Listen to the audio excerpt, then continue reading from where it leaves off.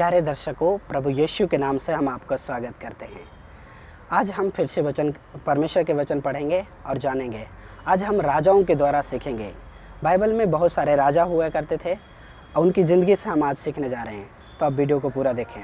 मैं आपके लिए पढ़ देता हूँ नीति वचन की ही किताब 31 अध्याय का 1 पद हम यहाँ पे पढ़ते हैं। यहाँ लिखा है कैपिटल अक्षर में, बड़े अक्षर में, राजाओं को सलाह। यानी कहीं ना कहीं परमेश्वर जो राजा लोग हैं उनको सलाह देता है।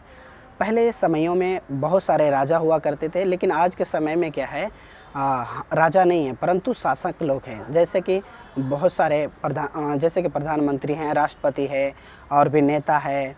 तो ये लोग जो होते हैं कि देश को चलाते हैं। लेकिन पहले समयों में, बाइबल के समयों में क्या थे, राजा थे। तो राजाओं को परमेश्वर सलाह देता है कि राजाओं को कैसा होना चाहिए। आइए हम पढ़ते हैं। यहाँ लिखा है, लमूएल राजा के प्रभावशाली वचन जो उसकी माता ने उसे सिखाया। ये लमूएल नाम का एक व्यक्ति है जो राजा हुआ करते थे। उसकी माता ने उसे वचनों को सिखाया, परमेश्वर के वचनों को सिखाया। क्या सिखाया? हे मेरे पुत्र, हे मेरे निज पुत्र, हे मेरी मन्नत के पुत्र। लमूएल के उसकी माता ने बोला, हे मेरे पुत्र, हे मेरे निज पुत्र, हे मेरे मन्नत के पुत्र। कहीं ना कहीं जो ये राजा है, लमूएल है, वो मन्नत मांगा हुआ पुत्र था, इसलिए उसको ऐसा बोलकर परमेश्वर का वचन कहता है। आगे लिखा है, क्या सिखाता है 3 पद में, अपना बल स्त्रियों को ना देना, ना अपना जीवन उनके बस में कर देना, जो राजाओं का पुरुष खा जाती है। यहाँ पे परमेश्वर का वचन मेरे प्रियो साफ रीति से बताता है। आपके लिए हम इसको डिटेल में बताना चाहते हैं। कैसे ऐसा लिखा हुआ, अपना बल। एक पुरुष को या एक राजा को या एक अधिकारी को जो देश चलाते हैं, चाहे एक आम आदमी को, जो इंसान है, जो मानव है, उनको क्या करना है? अपना बल पराई स्त्रियों को नहीं देना है। पराई स्त्रियां जो होती है हमें अपनी चिकनी चुपड़ी बातों में फंसा लेती है। तो बाइबल बताती है अपना जो ताकत है, अपना जो बुद्धि है, किसी पराई स्त्रियों के हाथ में नहीं सौंपना। ये भी एक अपराध है। राजाओं को अपना बल, अपना स्वभाव किसी स्त्रियों को देना अपराध होती है। पहले लोग क्या करते थे, राजा लोग दाख मधु बहुत पीते थे और क्या होता था, उनकी सभा लगती थी, उनके लिए, उनकी खुशी के लिए, मनोरंजन के लिए एक बड़ा सा क्या होता है, प्रोग्राम होता था और राजा उसमें डूबे रहते थे। इसीलिए परमेश्वर का वचन यहाँ कहता है, हे मेरे बेटा, आज परमेश्वर का वचन हमें और आपको कहता है कि अपना जो ताकत है, अपना जो बल है, किसी स्त्रियों को नहीं देना। आप अपने ही परिवार में खुश रहें, आप शादी करें, अपनी पत्नी के साथ खुश रहें। परमेश्वर का वचन ऐसा कहता है। आगे लिखा है, साफ रीति से कहता है, ना अपने जीवन उसकी बस में कर देना। ऐसे स्त्रियों के बस में अपनी जीवन नहीं करना, नहीं तो हमारा और आपका क्या हो सकता है, नुकसान हो सकता है। आगे लिखा है, ये राजाओं को क्या करता है, उसका पुरुष खा जाता है, ऐसा लिखा हुआ है। आगे मैं आपके लिए पढ़ देता हूँ। आगे लिखा है 4 पद, हे लमूएल राजा के दाख मधु पीना उनको शोभा नहीं देता है। देखें, परमेश्वर का वचन कहता है मंदिरा के बारे में, शराब के बारे में।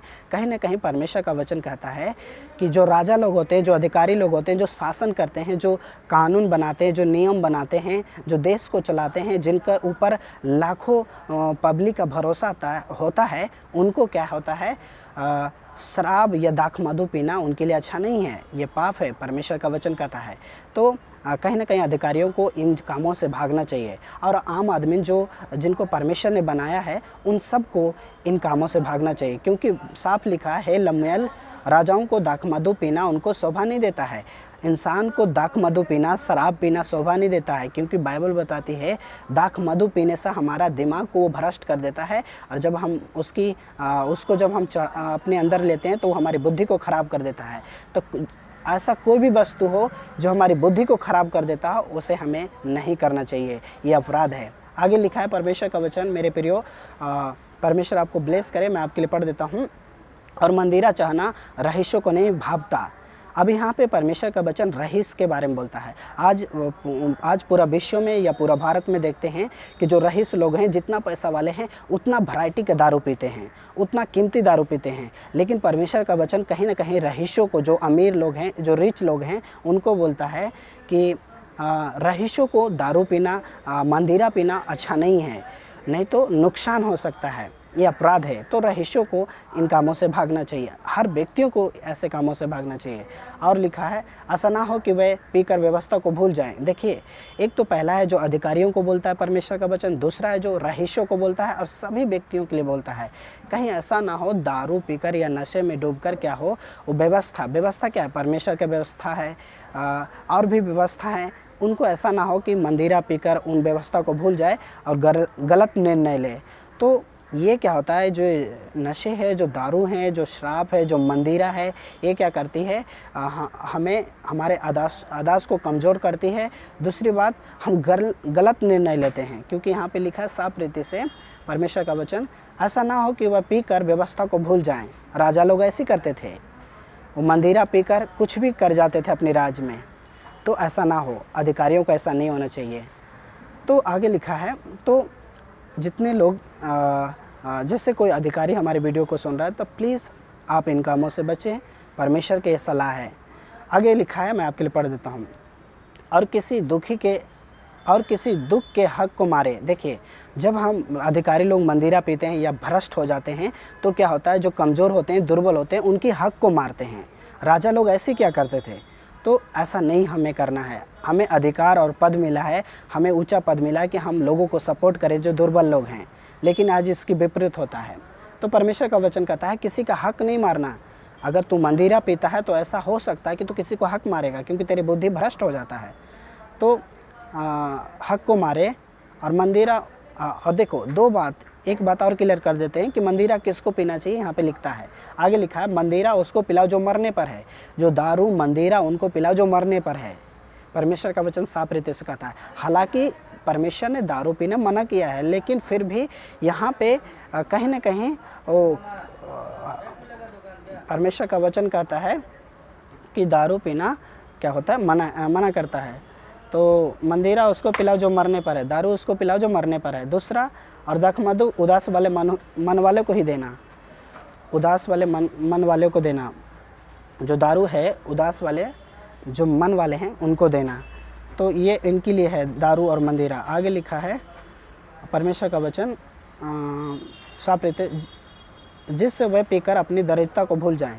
दारू शराब उनको दो जो उदास मन वाले हैं, ताकि वो अपने परिश्रम को भूल जाएं और अपने कठिन श्रम फिर स्मरण ना करें। और गूंगों के लिए अपना मुंह खोल।